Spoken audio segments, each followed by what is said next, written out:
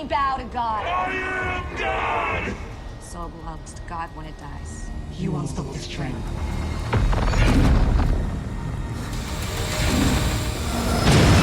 The story begins with Sister Lou, a nun with a reputation for breaking rules. No priest or nun in the convent wants to work with her anymore, all except Father Novak, the man who raised her from childhood and remains the only person willing to stand beside her. He warns her repeatedly that her behavior is going to isolate her entirely if she does not change. Sadly, you're becoming my greatest disappointment. Today, they are on an urgent mission together. A famous and influential person has reportedly been possessed by a powerful demon, and Father Novak's team has been called to Rome for the exorcism. As their train speeds toward the city, Father Novak tries once more to reason with Lou, and she pushes back with years of accumulated frustration. Her anger has two deep roots. The first goes back to her childhood. Lou's father, Roman, was a demon investigator who worked alongside Father Novak. One night, young Lou woke to find her father had been possessed by a demon. Father Novak and his team saved Lou, but could not save Roman. What became of her father after that night has never been explained to her. Father Novak has kept the truth locked away for years, and that silence is a wound that has never healed. The second source of frustration is the church's position on exorcism. Only priests are permitted to perform them. Lou wants to follow in her father's footsteps and fight demons directly. Every time she raises it, Father Novak tells her to be patient.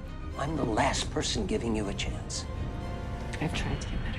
I'm scared, Father, because I don't know how to stop.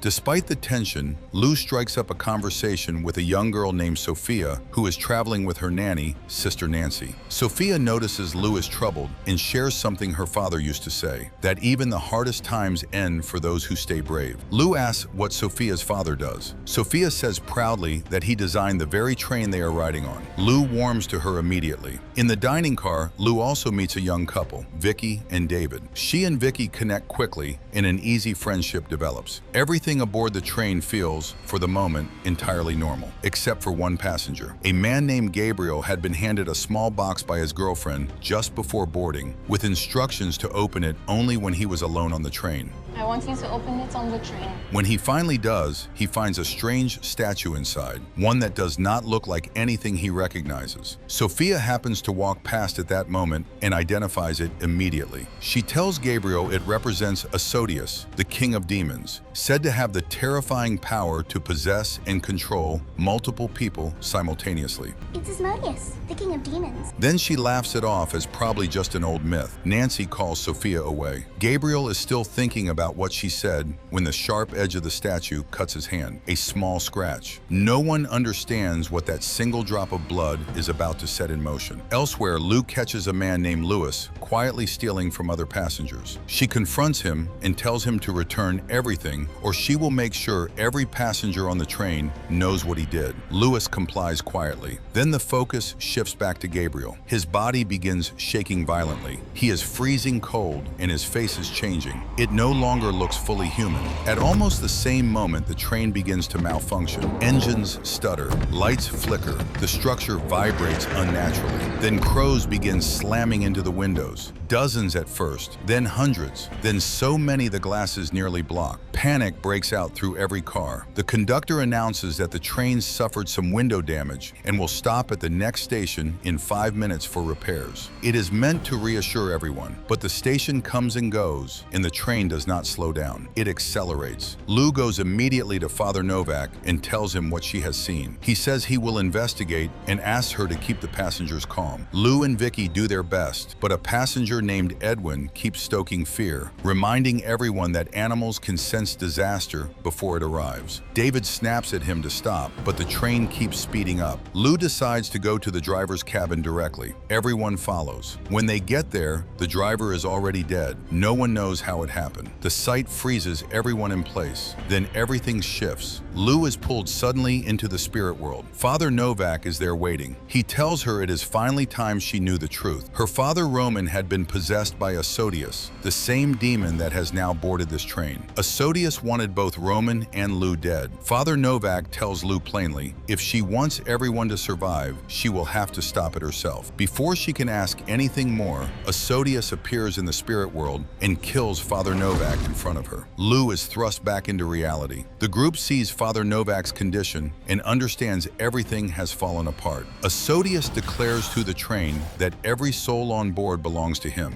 At the end of the line, your souls will be mine. Everyone turns to Lou. Vicky begs her to save them. Edwin points out that nuns do not perform exorcisms. Vicky cuts him off. Lou is their only option. One by one, everyone asks for her help. Lou agrees. She is fighting not just for the passengers now, but for her father and for Father Novak. Her first move is to give everyone a blessed drink that should prevent the demon from taking control of them directly. Nancy refuses. She does not believe in any of it. Lou has no time to argue. Sophia reminds the group of the second crisis. The train is out of control and will crash in roughly 15 minutes if nothing is done. She knows this train. Her father built it. Her plan is clean and practical. Move every passenger into the last carriage and disconnect it from the rest. Let the front cars crash while the rear one rolls safely to a stop. It is a good plan. The question is whether Asodius will allow it. Lou also reasons that Asodius must have a physical object he escaped from. Destroy that and the demon can be permanently sealed. Sophia identifies it at once.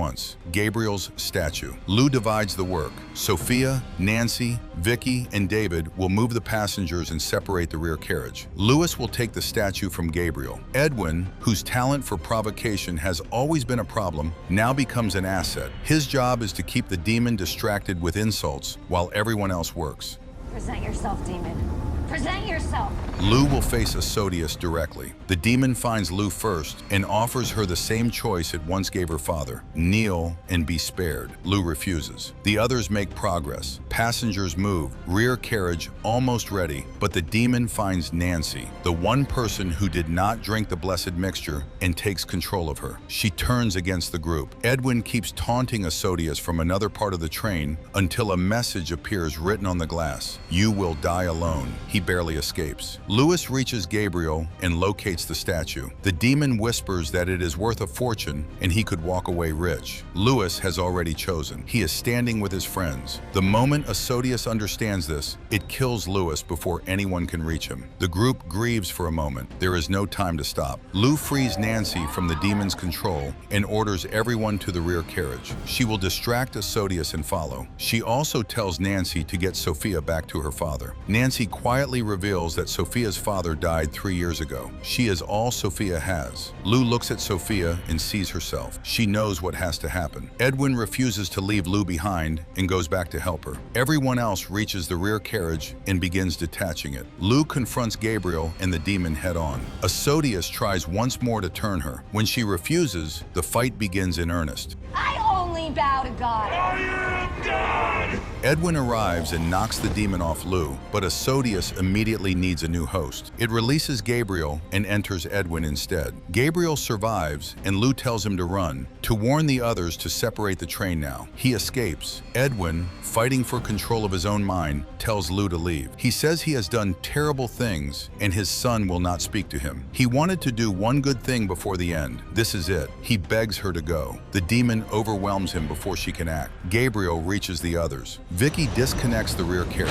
It separates and rolls safely to a stop. The survivors get out. Only Lou and the demon remain in the speeding forward section. Asodius begins to gain the upper hand, and Lou believes she is losing. Then her father appears, his spirit finally present after all the years of silence. He tells her the truth. He spent years fighting Asodius and absorbed some of its power in the process. Before he was gone, he passed those powers to Lou. That is why the demon wanted them both dead. He tells her she is stronger than it is. End this. Lou fights with everything she has, destroys the statue, and the demon is defeated. The train is still out of control. Lou draws on the powers her father passed to her and disappears from the train at the last possible moment. The survivors gather for Edwin's funeral. Lou tells them she jumped off at the last second. She finds Edwin's estranged son and tells him the truth about who his father became at the end. Then government agents take her to a church where one of Father Novak's old friends is waiting. He tells her father Novak always knew Lou carried supernatural gifts and shared that secret before his death. He asks Lou to stand with them and fight going forward. The government wants her as well. Lou accepts. She promises she will not let the devil win again. That is where the story ends. Though Gabriel's girlfriend is still out there, and why she handed him that statue in the first place remains entirely unanswered.